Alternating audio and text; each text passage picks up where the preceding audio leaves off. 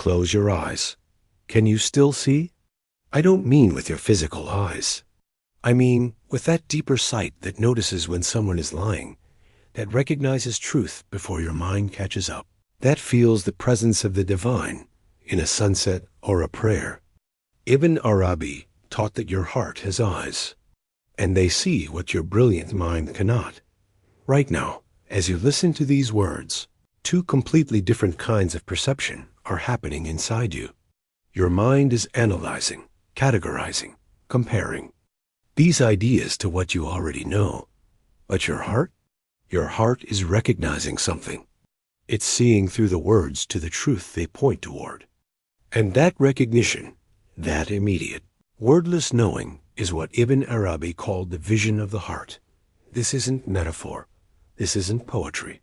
Ibn Arabi meant this literally.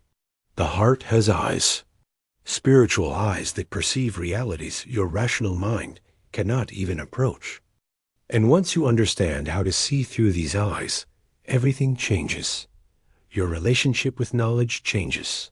Your understanding of truth changes.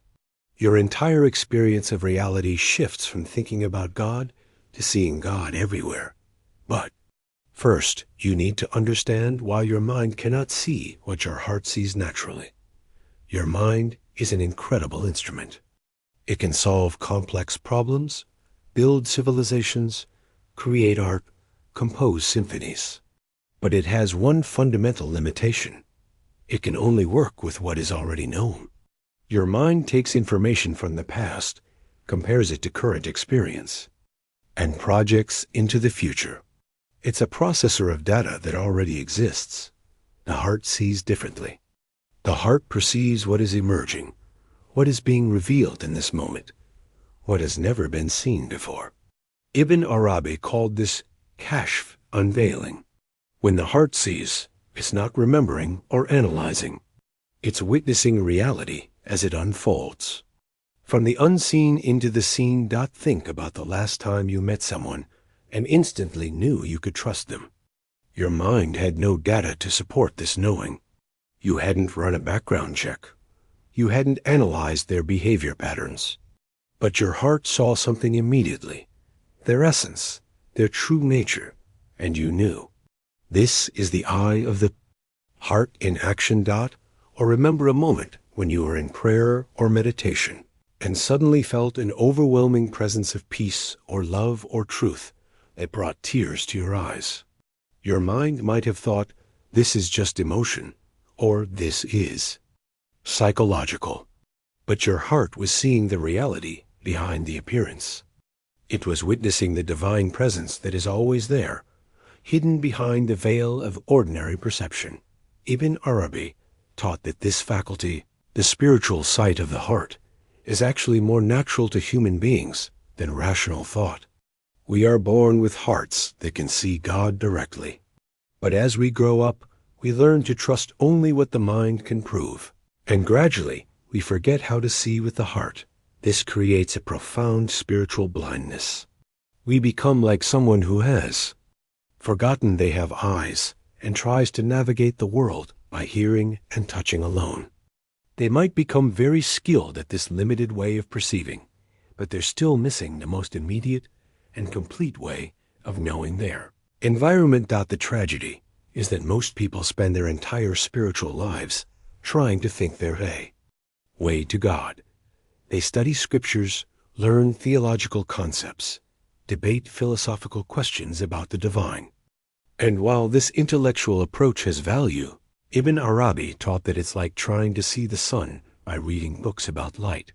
The heart doesn't need books to see God. The heart sees God directly, immediately, without mediation. But this seeing requires a different quality of attention than thinking requires. When you think, you focus, you concentrate. You direct your mental energy toward a specific object or problem. But when the heart sees, you do the opposite.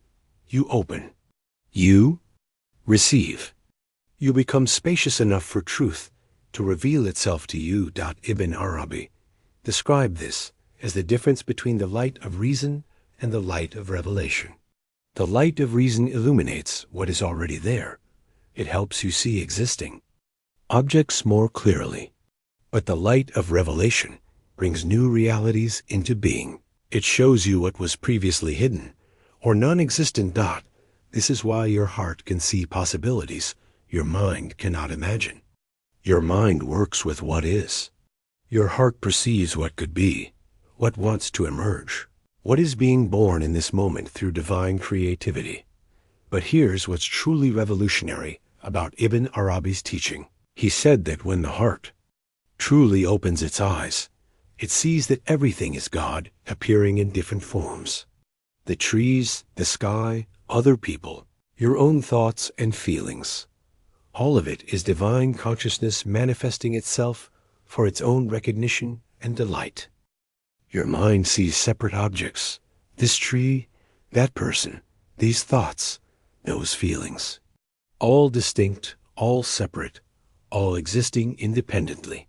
But the eye of the heart sees through the apparent multiplicity to the underlying unity.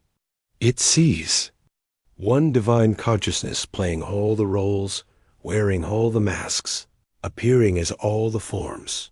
This is not pantheism, the belief that everything is literally God in a crude, undifferentiated way. This is something much more subtle and profound. Ibn Arabi taught that God is both transcendent and immanent, both beyond all forms and present in all forms. The heart that learns to see clearly perceives both dimensions simultaneously. When you look at a beautiful sunset with your physical eyes, you see light and color and clouds. When you look at the same sunset with the eyes of your heart, you see divine beauty revealing itself, divine creativity in action, divine consciousness delighting in its own artistry.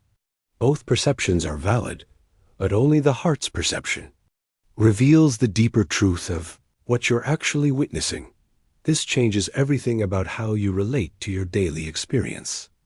The person who irritates you. The heart sees that as divine consciousness appearing in a form that challenges you to grow in patience and understanding. The financial worry that keeps you awake at night. The heart sees that as divine consciousness, inviting you to trust something deeper than your planning mind. This doesn't mean you become passive or stop using your rational faculties. Ibn Arabi himself was one of the most intellectually sophisticated thinkers in history. But he used his mind in service of what his heart was seeing, not as a substitute for heart vision. The question is, how do you awaken these dormant eyes of your heart? How do you learn to see what your mind cannot perceive? Ibn Arabi taught several practices, but they all have one thing in common. They require you to stop trying to figure everything out with your thinking mind and instead learn to receive truth through direct spiritual perception. The first practice is what he called fana fil murshid, dissolving in the spiritual guide. But this doesn't necessarily mean finding a human teacher. It means learning to recognize the divine guidance that is constantly being offered to you through circumstances, through other people, through the subtle movements of your own heart. When you stop insisting that you know what's best and start listening to what wants to emerge, the heart begins to open its eyes. The second practice is dhikr, remembrance of God. But this is not mechanical repetition of words. This is learning to remember, in each moment, that what you are experiencing is divine consciousness appearing as your experience. When you eat, you remember that it is divine consciousness tasting itself. When you feel love, you remember that it is divine love recognizing itself. When you feel pain, you remember that it is divine consciousness exploring the full spectrum of existence. The third practice is what Ibn Arabi called mushahada, witnessing. This means learning to observe your thoughts and feelings without being identified with them, so that you can see them as movements within consciousness rather than as definitions of who you are. When you witness from this place of spacious awareness, you begin to see with the heart's eyes rather than being trapped in the mind's interpretations. But perhaps the most important practice is simply trusting that your heart already knows how to see. The eye of the heart is not something you develop through effort. It is something you uncover by removing the obstacles that prevent its natural functioning. These obstacles are primarily mental habits, the habit of demanding proof before you believe anything, the habit of analyzing everything instead of sometimes simply receiving it, the habit of trusting only what you can control rather than opening to what wants to be revealed. Ibn Arabi taught that the heart is naturally surrendered to divine will, naturally open to divine guidance, naturally able to perceive divine presence. It's only the ego mind that creates the illusion of separation, and the punks need to figure everything out independently. When you begin to see through the heart's eyes, you realize that guidance has been available all along. You've been swimming in an ocean of divine communication, but you were so focused on the waves that you missed the water itself. Every person you meet becomes a message from God. Every situation becomes a classroom for spiritual development. Every emotion becomes information about what divine consciousness is exploring through your particular perspective. This doesn't make life easier in the conventional sense. In fact, it can make life more challenging because you can no longer hide behind the illusion that you're separate from what you're experiencing. When the heart sees clearly, you realize that you are intimately connected to everything and everyone. And this brings both great joy and great responsibility. But it does make life infinitely more meaningful, because now you're not just a separate individual trying to survive and succeed in a chaotic world. Your divine consciousness exploring itself through the unique lens of your particular personality and circumstances.